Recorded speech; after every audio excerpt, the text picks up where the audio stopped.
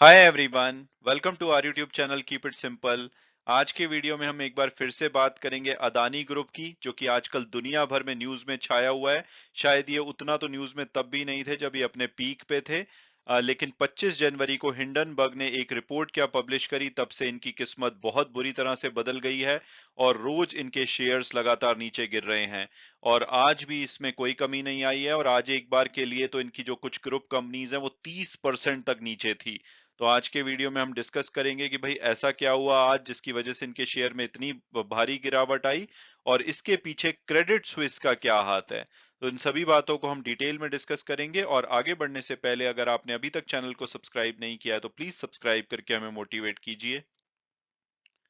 तो सबसे पहले अगर हम बात करें कि भाई ये क्रेडिट स्विस क्या है जिसकी वजह से आज अदानी के शेयर्स में गिरावट आई है, तो क्रेडिट स्विस एक ग्लोबल इन्वेस्टमेंट बैंक और फाइनेंशियल सर्विसेज फर्म है, जो कि स्विट्जरलैंड बेस्ड है। अगर आप स्विट्जरलैंड के टॉप बैंक्स की लिस्ट देखोगे तो आपको पहले नंबर पे यूबीएस ग्रुप दिखेगा और दूसरे नंबर पे क्रेडिट स्विस।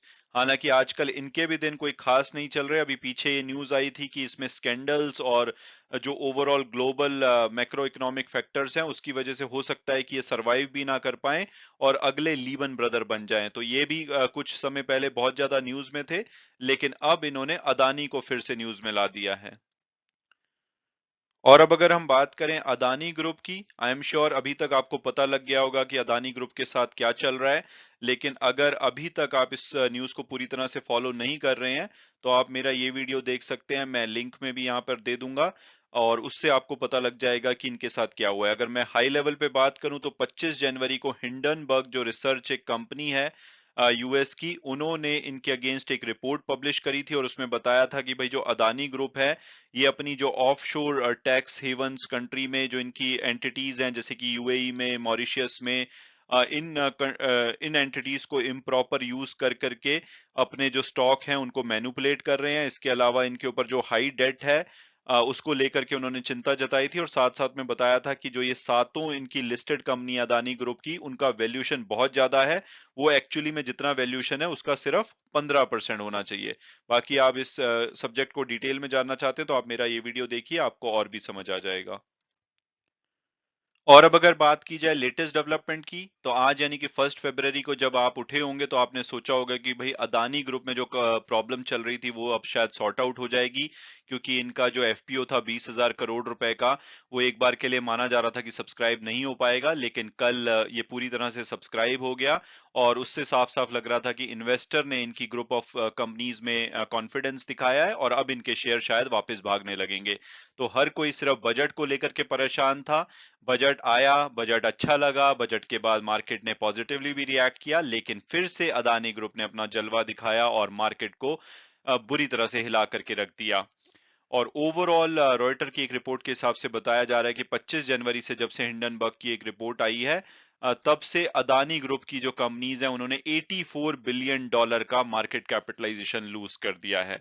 अगर आप कंपैरिजन के लिए देखेंगे तो पाकिस्तान के पास टोटल जो फॉरेन एक्सचेंज रिजर्व है वो 3 से 4 बिलियन डॉलर का है और वो बुरी तरह से वेट कर रहे हैं कि किसी तरह से उनको आईएमएफ 1.2 बिलियन डॉलर के आसपास की जो डिसबर्स करना है उन्होंने अपनी नेक्स्ट किश्त को, वो कर दें तो वो काफी दिन सरवाइव कर सकते हैं। और यहाँ पे अदानी ग्रुप ऑफ कंपनीज ने 84 बिलियन डॉलर पिछले कुछ दिनों में लूज कर दिया है। और इसका असर ये हुआ कि गौतम अदानी जो दुनिया के सबसे तीसरे नंबर के सबसे अमीर व्यक्ति थे और एशिया के सबसे अमीर व्यक्ति थे, इन्होंने एशिया के सबसे अमीर व्यक्ति का जो टाइटल है वो लूज कर दिया है। हालांकि अभी भी ये टाइटल भारत के पास है। मुकेश अंबानी अब भारत के और एशिया के सबसे अमीर व्यक्ति हो गए हैं। तो आज के दिन में इनके शेयर में क्यों गिरावट देखी गई है, तो ब्लूमबर्ग ने एक रिपोर्ट में बताया है कि जो क्रेडिट स्विस है, उन्होंने अदानी ग्रुप के जो बॉन्ड्स हैं उनको एज ए कोलेट्रल लेने से मना कर दिया है।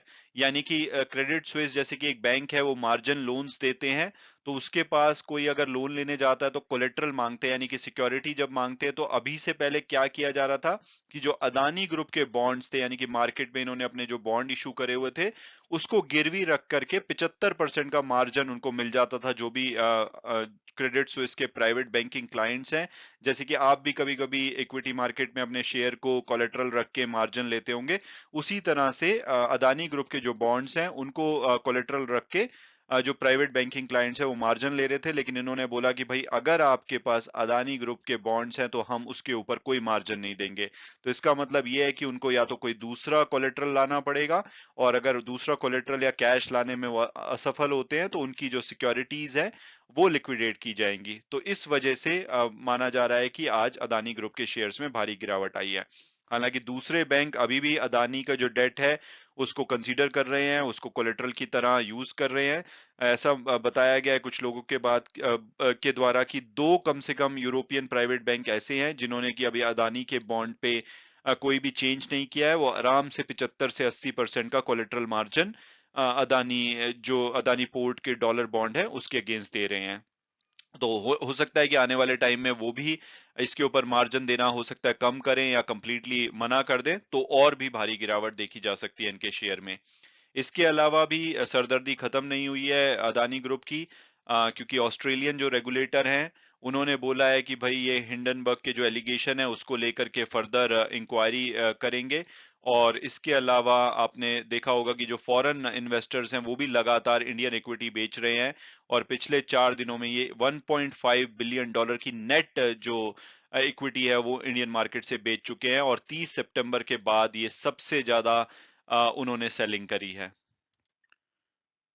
और अब अगर बात की जाए कि भाई जो भी अदानी ग्रुप के साथ होना था क्या वो हो चुका है, तो बिल्कुल नहीं। जैसे मैंने बताया कि अभी भी काफी सारे बैंक इनके बॉन्ड्स पे कोलेट्रल दे रहे हैं, तो हो सकता है कि अगर वहां से कोई न्यूज आती है तो इनके लिए प्रॉब्लम खड़ी हो सकती है। इसके अलावा जो रेगुलेटर भी इनको अब वॉच कर रहे हैं, साथ साथ में जो सेबी है उन्होंने भी बोला है कि वो ऑलरेडी जो अदानी ग्रुप की कुछ डील्स हैं उनको उनको चेक कर रहे थे, उनकी जांच कर रहे थे, लेकिन अब उन्होंने बोला है कि वो हिंडनबर्ग की जो रिपोर्ट है उसको भी अपनी इन्वेस्टिगेशन में इंक्लूड करेंगे। तो अगर वहां से कुछ और निकल के आता है तो अदानी ग्रुप की प्रॉब्लम्स और भी बढ़ जाएंगी।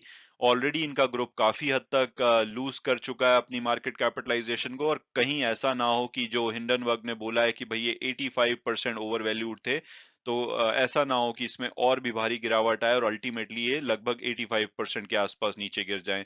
तो अभी के लिए तो मुझे लगता है कि इनके शेयरों को दूर से ही देखना चाहिए जब तक की चीजें स्टेबल नहीं हो जाती। इसके अलावा एलआईसी ने भी बोला है कि वो बहुत बड़े इन्वेस्टर हैं अदानी ग्रुप में, तो उन्होंने बोला है कि वो अदानी की मैनेजमेंट से क्लैरिफिकेशन मांगेंगे जो भी हिंडनबर्ग की रिपोर्ट में कहा गया है। तो हर तरफ से इनके ऊपर अटैक हो रहा है। और अदानी, जैसे मैंने बताया कि थोड़े दिन पहले ये थर्ड अमीर व्यक्ति थे दुनिया के, अब 15वें नंबर पे पहुंच गए हैं। इनकी जो नेटवर्थ है जो 120 बिलियन डॉलर से भी ज्यादा थी पर्सनल नेटवर्थ, वो अब सिर्फ 77 बिलियन डॉलर के आसपास रह गई है। और मुकेश अंबानी जो कि अब दुनिया के 9th और एशिया के सबसे अमीर व्यक्ति हैं, इनके पास 83.6 बिलियन डॉलर की वेल्थ है। और अगर अदानी ग्रुप के शेयर्स की बात की जाए तो अदानी एंटरप्राइज फाइनली 26.7% नीचे गिर के बंद हुआ है। एक बार के लिए तो 30% के आसपास नीचे गिरा हुआ था। Adani power 5%, Adani total gas 10%, Adani green 5%, Adani Wilmer 5%, Adani port 18%। तो बहुत भारी गिरावट है। इवन एसीसी और अंबुजा में भी भारी गिरावट देखी गई है। आई थिंक अदानी ट्रांसमिशन इकलौती ऐसी कंपनी थी जिसमें कि हालांकि एक बार के लिए तो बड़ी गिरावट आई थी, बट अल्टीमेटली वो 1% के आसपास गिर करके बंद हुआ है। और अदानी टोटल गैस सबसे बड़ा कैजुअलिटी रहा है इस पूरी रिपोर्ट का। उन्होंने 27 बिलियन डॉलर की अपनी जो मार्केट कैपिटलाइजेशन है उसको लूज कर दिया है पिछले कुछ दिनों में। मैं उम्मीद करता हूं कि आपको ये वीडियो पसंद आया होगा और आपने कुछ नया जाना होगा। Thank you so much for watching the video and God bless you all.